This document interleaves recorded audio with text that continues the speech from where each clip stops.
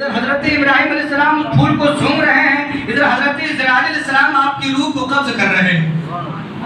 مگر عالم یہ ہے، کیفیت یہ ہے کہ اتنے آرام والی موت کو دینے کے باوجود بھی حضرت ابراہیم علیہ السلام کی روح جب اللہ کی بارگاہ میں پہنچی تو اللہ نے ارشاد فرمایا کہ اے محبوب، تو اے ابراہیم، تم نے موت کو کیسا پایا؟ تو ابراہیم علیہ السلام کہتے ہیں یا اللہ ایسا محسوس ہوتا ہے جیسے جسم کے اندر کئی ہزار میلیں گاڑ دی گئی ہیں اور پھر اس کو کھینچی جا رہی ہے تو جسم پرزا پرزا ہو کر نکل رہا ہے۔ دوسری روایت میں ہے کہ جیسے سیخ گیلی اون سے نکالی جاتی ہے، اور علماء فرماتے ہیں جیسے ایک بیری کا جھاڑ ہو، اس پہ ایک پتلا کپڑا ڈال دو پھر اس کو کھینچو، کیا عالم ہوگا؟ موت سے جب روح نکلتی ہے موت تو یہ اسی کیفیت ہوتی ہے۔ اللہ تبارک و تعالیٰ نے حضرت ابراہیم سے فرمایا کہ ابراہیم، میں نے تمہارے لیے موت کو اتنا آسان کر دیا تھا تب تو نے یہ درد محسوس کیا ہے، اور میں نے تمہیں جنت کی خوشبو سنگھائی تھی، اس کے باوجود بھی یہ درد ہے۔ تو ذرا سوچئے ہم جیسے گناہگاروں کا عالم کیا ہوگا، ہمارے لیے موت کتنی سخت ہوگی، کتنی تکلیف دہ ہوگی، کتنی دردناک ہوگی، کتنا ڈراؤنا ہوگا۔ وہ حضرت اسرائیل علیہ السلام بھی تو نیکوکار کے پاس بڑی پیاری صورت لے کر آتے ہیں اور گناہگار کے پاس سخت صورت لے کے آتے ہیں۔ ابراہیم علیہ السلام نے کہا تھا حضرت اسرائیل علیہ السلام کی وہ روح کو دیکھ کر کے، وہ صورت کو دیکھ کر کے جب وہ فاسق اور فاجر کی روح نکالتے ہیں، آپ نے کہا کہ جیسی شکل تم لے کر کے فاسق اور فاجر کے پاس جاتے ہو، اگر اس کو کوئی دوسری تکلیف نہ ہو تو صرف تمہارا صورت ہی دیکھنا اس کے لیے بہت بڑی تکلیف کی بات ہے۔ حضرت اسرائیل علیہ السلام نے وہ صورت بھی حضرت ابراہیم علیہ السلام کو دکھائی تھی کہ جو نیکوکاروں کے پاس لے کے جاتے ہیں، حسین و جمیل بن کے جاتے ہیں۔ حضرت ابراہیم علیہ السلام کہتے ہیں کہ اگر نیکوکار کو موت کے وقت کوئی اور نعمت نہ دی جائے تو تمہاری صورت ہی اس کے لیے کافی ہے۔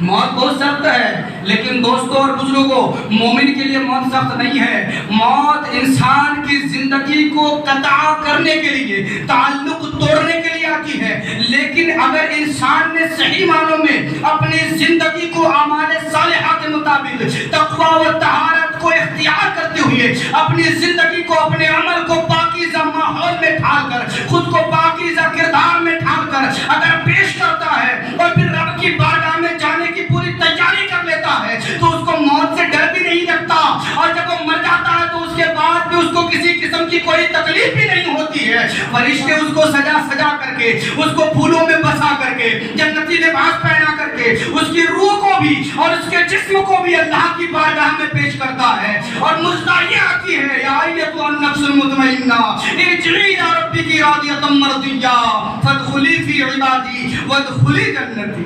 اگر کسی نے من ربک ما دینک ما کنت تقول فی ھذا الرجل کا جواب نہیں دیا تو وہ کیا کہے گا؟ لا ادری، میں کچھ نہیں جانتا، میں کچھ نہیں جانتا۔ تو فرشتے وہی کہیں گے ہاں تو جانے گا کیسے، تو نے تو جاننے کی کبھی کوشش بھی نہیں کیا ہے۔ پھر ندا آئے گی یہ میرا بندہ جھوٹا ہے، اس کے لیے جہنم کا بچھونا بچھاؤ اور جہنم کی کھڑکی کھول دو۔ اب اس کی جہنم سے کھڑکی کھول دی گئی ہے، ادھر سے تپش بھی آ رہی ہے اور فرشتے سانپ بچھو بن کر کے اب اس کے قبر میں آ رہے ہیں، اس کو ڈس رہے ہیں، اور یہ معاملہ اس کے ساتھ صبح قیامت تک ہوتا رہے گا۔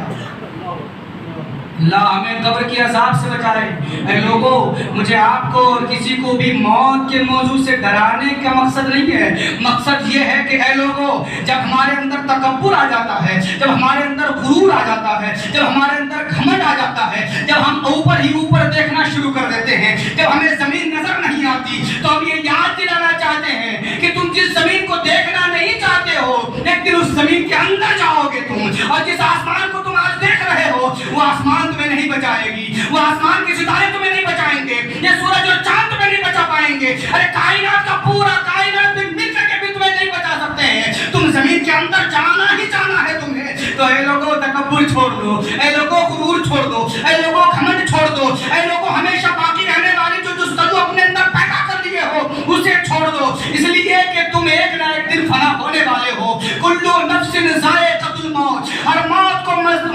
نفس کو موت کا مزہ چکھنا ہی چکھنا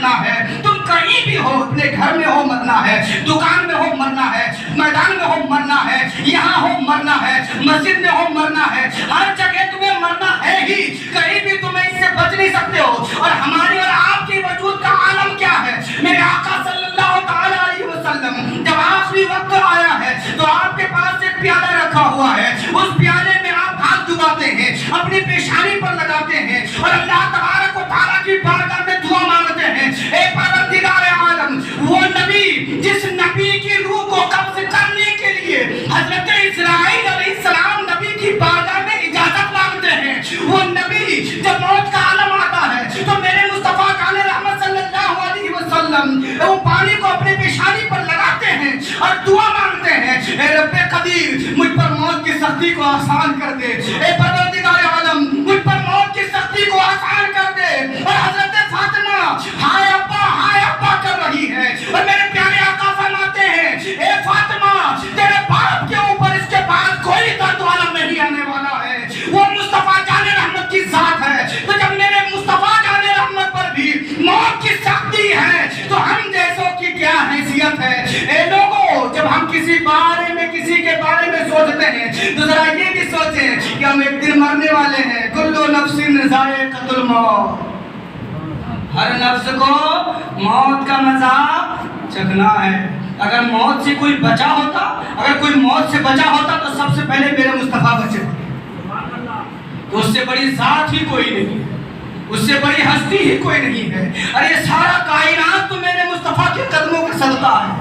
تو جب یہ عالم ہے مصطفیٰ جان رحمت کا, میرے آقا صلی اللہ تعالیٰ علیہ وسلم کا, کہ موت کی سختی کی درد کی آپ بھی دعا کر رہے رب کی بارگاہ میں, ہم کیسے بندے ہیں, ہم کتنی بار دعا مانگتے ہیں. حضرت عائشہ صدیقہ رضی اللہ تعالیٰ عنہا حضور صلی اللہ تعالیٰ علیہ وسلم کی بارگاہ میں عرض کرتی ہیں, یا رسول اللہ, کسی کا حشر شہیدوں کے ساتھ بھی قیامت میں ہوگا؟ میرے آقا صلی اللہ علیہ وسلم ارشاد فرماتے ہیں, ہاں ہوگا. جو لوگ ہر روز 20 بار موت کو یاد کرتے ہیں, قیامت کے دن ان کا حشر شہیدوں کے ساتھ ہوگا, وہ شہیدوں کے ساتھ اٹھایا جائے گا. لہذا اے لوگوں, ہم موت کو یاد کریں چاہے نہ کریں, کل نفس ذائقۃ الموت کو ہم اپنے آپ میں پسند کریں چاہے نہ کریں, اس سے کوئی فرق نہیں پڑتا. ہم اسے یاد کریں چاہے نہ کریں, ہم اسے مانیں چاہے نہ مانیں, ہم اسے دیکھیں چاہے نہ دیکھیں, ہم اس سے ڈریں چاہے نہ ڈریں, ہم اس کو دیکھیں چاہے نہ دیکھیں, لیکن وہ ہمیں ضرور دیکھ رہا ہے, وہ ہمیں ڈرا رہا ہے. ہم مسکرا رہے ہیں تو موت ہمیں کہہ رہی ہے کہ آج تو مسکرا رہا ہے, بہت جلدی تو قبر کے اندر جانے والا ہے. یہ موت ہر روز ہم کو تو دیکھ رہی ہے, 10 بار دیکھ رہی ہے. اے فلاں, تم آج اپنے آپ میں تکبر کر رہے ہو, اپنے آپ میں غرور کر رہے ہو, تمہارا آخری وقت آنے والا ہے. اور آج یہ شب برات ہے, آج ہی کی